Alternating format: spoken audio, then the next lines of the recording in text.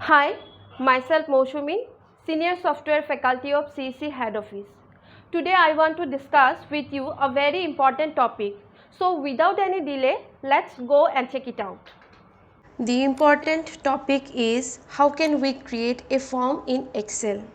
We all heard about data entry forms. To create form in Microsoft Excel, you have to select File menu first.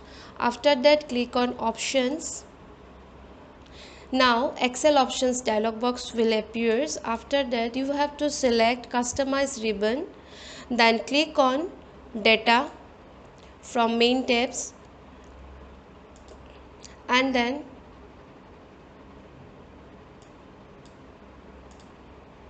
you have to click on new group. Now to rename this new group name, you have to click on rename option and then type group name. Just I have typed data entry and then click on OK.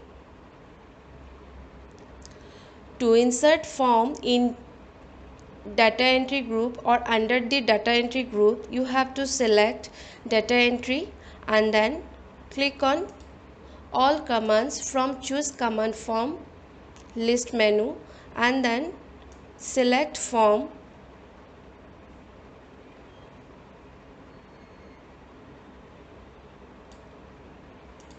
and click on add. Now form will be added in data entry group and then click on OK. Now form will be displayed in data tab. To open form, first you have to create table. I have already prepared this table which name is stock management. So before this you have to create your field name as table format. To create table, first select header and then click on Ctrl T from keyboard. Now select my table has headers and click on OK. Your normal table will convert it into table format. To change font size and color, you can also use table styles. Okay. Now to insert record, you have to click on data and then click on form. Now form dialog box will be displayed in your working area. After that, insert your data. Serial number, product code, supplier's name,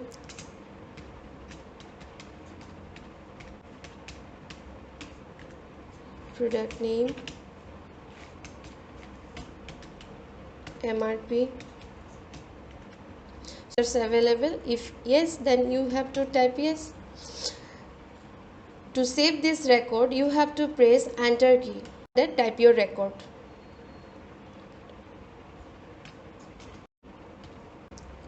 For next entry, you can also use new button or you can press enter key.